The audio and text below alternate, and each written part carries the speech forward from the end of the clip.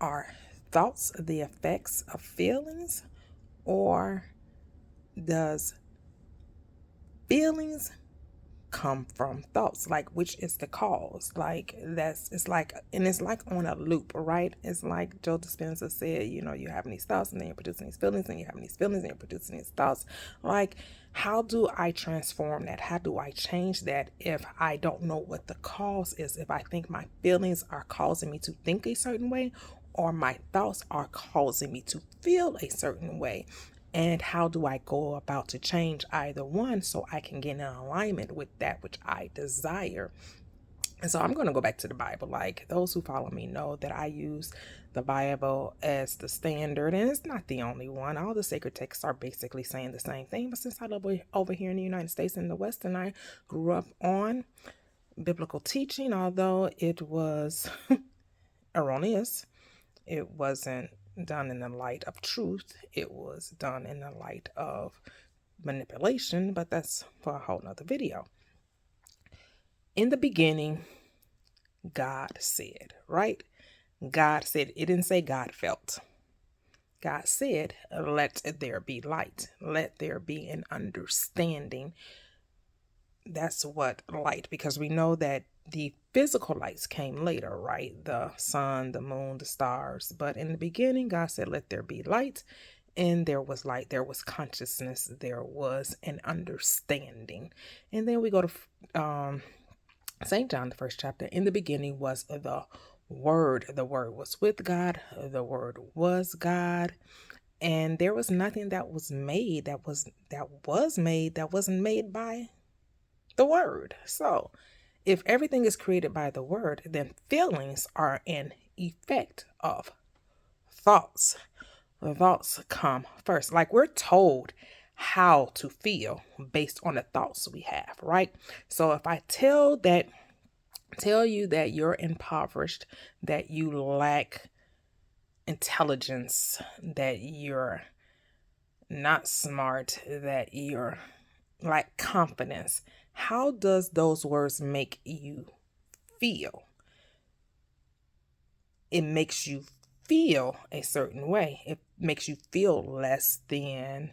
It makes you feel unwanted. It makes you look at life as hard and difficult, and you're going to have to fight your way through and try to get the thing that you want by proving yourself worthy of having something, when that is not what the scripture teaches. The scripture teaches that all you have to do is believe that you already have a thing, and then that thing will come into your experience.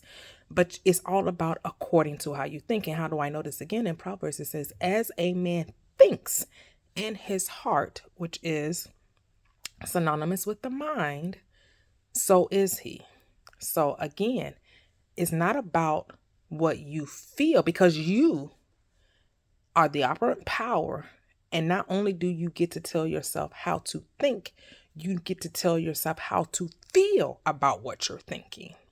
See, when you start thinking a certain way, there's a chemical reaction that goes on that causes you to have these emotions or these feelings. Unless we know that emotions are just energy in motion, they're causing your body to have a certain reaction to certain thoughts, certain imagery, because the thoughts are producing images in your mind, and those images are formulating feelings. And for the most part, you have been told through word how to feel about yourself. If you're of a certain race, a certain color of a race, that you're told that you're less than. Like, the darker you are, the less you should feel about yourself, right? Those are words turning into things, which are turning into feelings or emotions, saying, wow, I shouldn't think much of myself because of the color of my skin, so I should feel less than. But then if I turn that around and I say, well, no, that's somebody else's beliefs. Those are someone else's thoughts. That's not my thoughts. I didn't come up with that structure. Those are not the beliefs I hold of myself. I look at myself and I see a beautiful person. I see a wonderful and amazing person. And as you start to say those things, your feelings, and you say it over and over, and you say it with genuineness, with authenticity, with, as they will say, feeling. You say it in a knowing way, and you continue to say it because you know why you're saying it, because you're setting about to change the way you feel about yourself. But you have to change the way you feel about yourself by changing the way you think about yourself. Again, another scripture says, be not conformed to this world, but be ye transformed by what? The renewing of your mind. Your mind creates thoughts, and those thoughts turn into feelings. Feelings are the byproduct. Feelings are the effect. Your thoughts, we are thinking creatures, and we're always thinking. We're always thinking a certain way about ourselves, and it causes us to feel a certain way about ourselves. If you decided to have no thought, you would have no feeling about anything.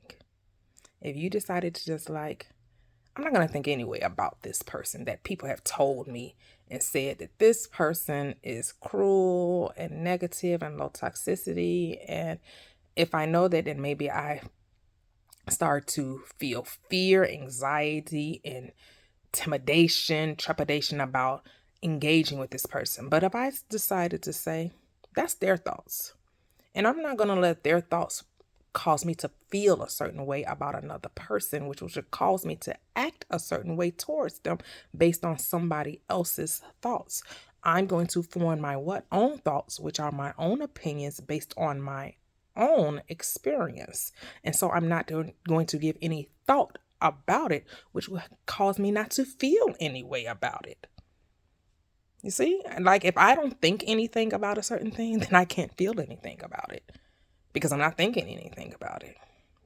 I mean, try it. Try not to form an opinion, have no thought about anything, and let it play out. And you will see that your mindset will change based off the experience that you're having, because you are going to say, I get to think however I want to think, which will cause me to feel however I decide to feel.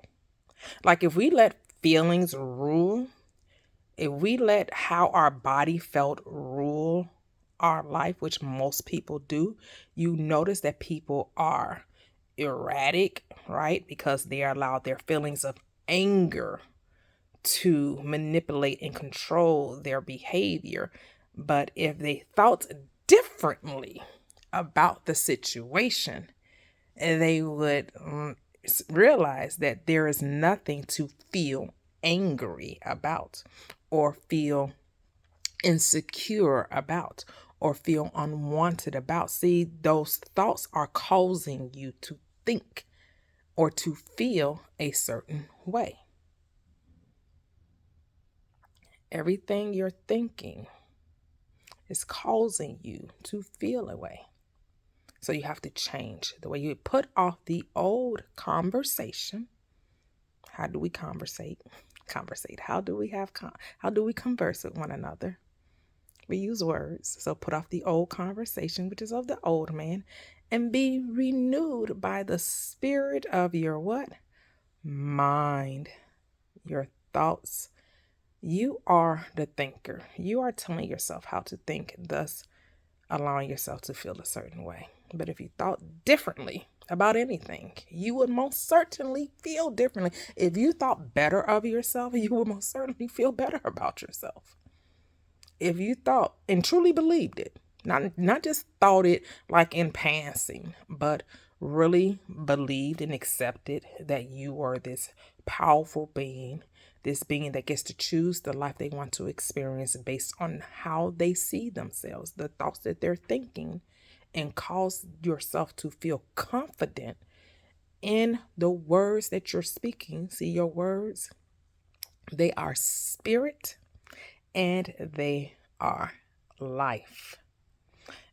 And I know Neville Goddard teaches feeling is the secret. But remember, throughout his lectures, he said he's not talking about emotions.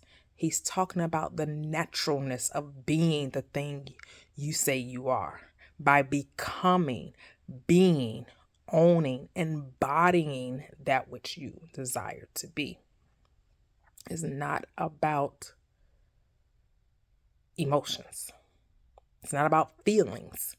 When he gives the parable, the understanding of scripture between Isaac, Esau, and Jacob, when Jacob receives the blessing that was supposed to be meant for Esau, he's telling you that Isaac said, let me feel you, told Jacob, come close that I may feel you.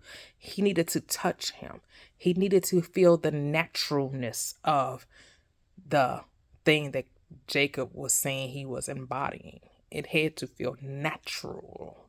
It had nothing to do with being happy, sad, in a good mood, not in a good mood. No. It was about, do you believe that you already are the person that should receive the blessing?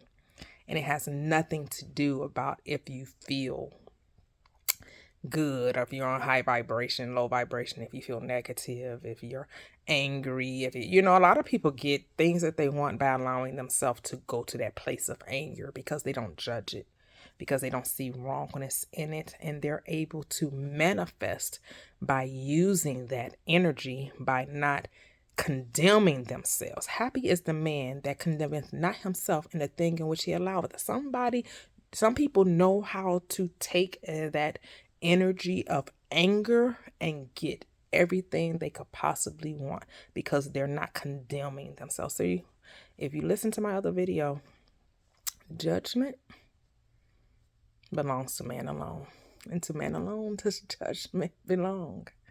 No one else is judging you. You're judging you. There's no God outside of you telling you, oh, you shouldn't do that, or you should do that, or you shouldn't do that, or you should do that. We can see this truth operating in our world.